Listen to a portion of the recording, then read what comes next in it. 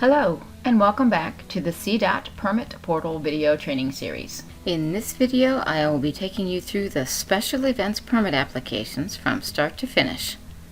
There's a PDF version of this training available for download at the conclusion of this video for your convenience.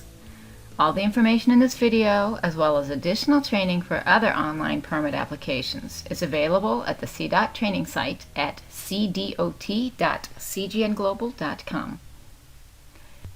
You may use any of the standard browsers, such as Chrome, Firefox, or an updated version of IE, to access this permit portal. Let's start. Open up your favorite browser, and in your browser address bar, enter the URL cityofchicago.org/CDOT. This will take you to the CDOT homepage. In the center of the page, you will see Featured Services and Programs. At the end of the first line, you'll notice an online permit portal icon. Clicking this icon will take you to the online permit portal sign-in page at ipi.cityofchicago.org/profile. You will sign in on this page with the username and password you created when you registered. If you misplaced or do not recall the username and password you created at registration, click the Forgot Password link and you will be asked to provide the email you used at registration. If you provide it, you will be sent an email with a link to reset your password. Going back to the sign-in page, sign in with your username and password and click the Sign In button. If you haven't created an account yet, you will need to do so before proceeding. You will first see your dashboard page. Since this is a new account, the dashboard is blank and you don't see any permit applications listed here yet. An established account on which several permit applications have been created will look like this. There's several filtering mechanisms on the left. You can sort by application checks, applications in review. You can select only those that are incomplete. You can search on a key term, or you can search only for permits. You can even sort by date.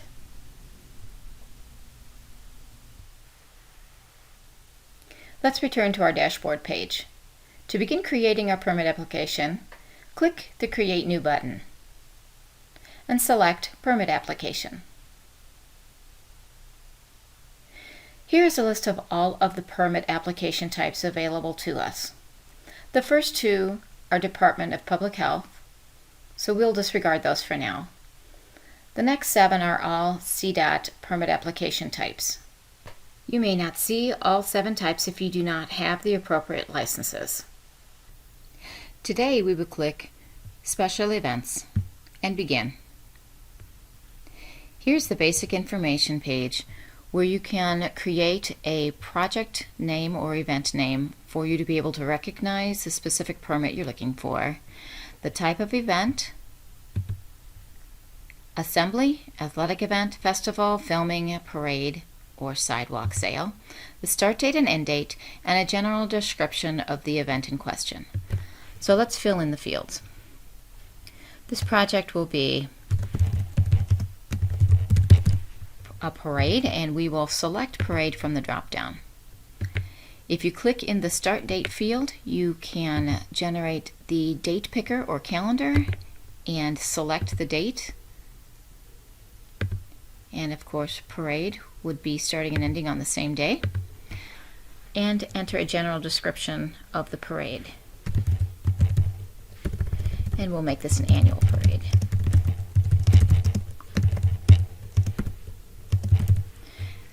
Click Next Step to continue. The next step, application information, you will be required to enter emergency contact information. Click the green button and supply the information requested. If you've already created an application previously, you may see previous emergency contact information pop up. You may click on it to apply the information to the emergency contact screen.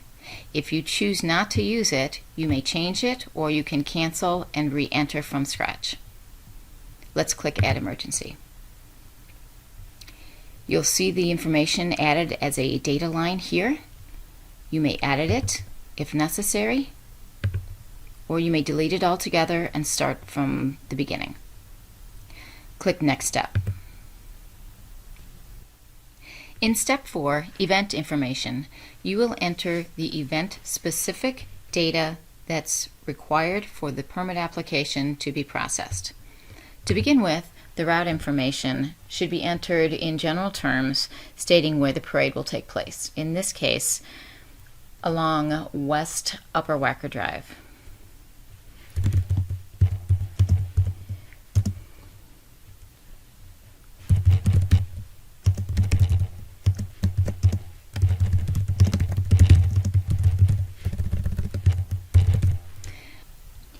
The assembly time, setup time, number of vehicles, participants are all required fields. So enter those. In this case, our assembly time we can select as 7 a.m.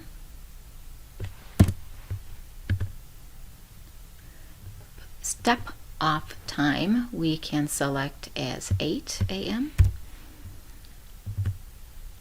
Number of vehicles we will set at 10.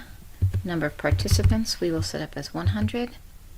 This number we will say was determined based on last year's event.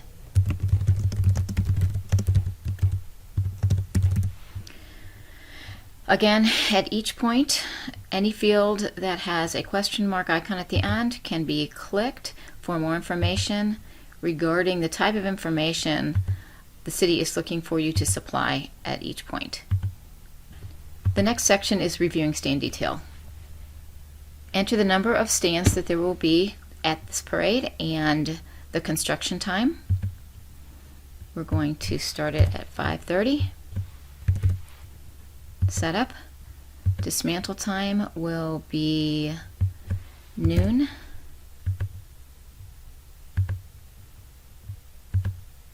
And again, icons to suggest more information. In the location information, you will be asked for parade route specific information. Click Add Location Information, and we will be going from 1 Wacker at the corner state to 300. Direction will be west.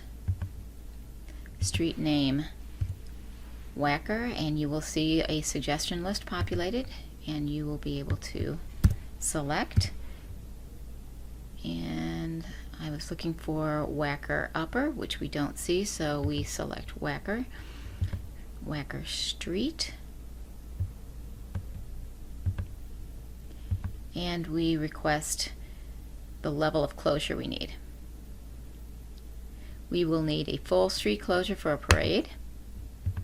Any additional information can be entered here. It is not required, but it is helpful for the city to have. Add location information. Here you see a map displaying the entered address, and it shows that we could not find the address 1 to 300 Wacker Street, and our closest guest is displayed. If you use the view bar, you can get very close up and find what you need. In this case, we said Wacker Street, not Wacker Drive. So let's click the re-enter to correct that. And if you simply start to enter Drive, it pops up.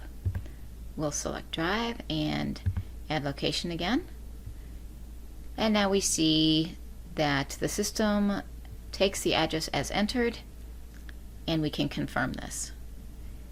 If you choose to use the slide to view very close up or farther back, you can do so as an additional confirmation. Click Confirm. You see the address information added to the page as a full street closure, Again, you may edit the information or delete it completely. You may add additional information if there are multiple locations for this parade, and click Next Step. Here you see the Legal Agreements page.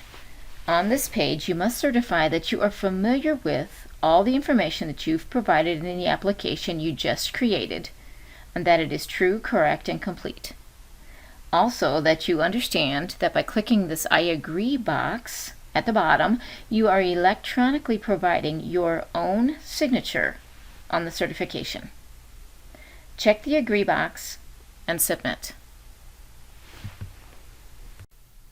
The last step in the parade permit application is the permit application status page. We have general information. We have the reviews that the city will be doing on the permit application, which is now in pending status. It lists the dates and the basic information, as well as the application information that was entered,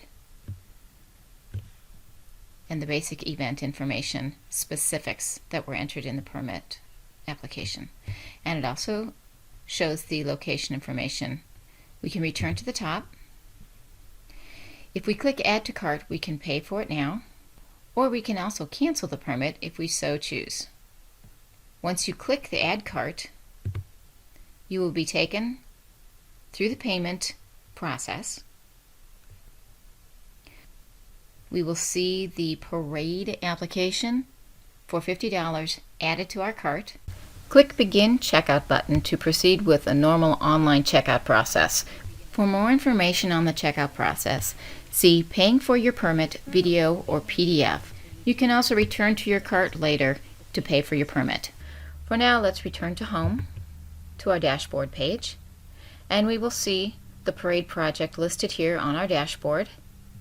We can click the link to go get further information about the permit and return home.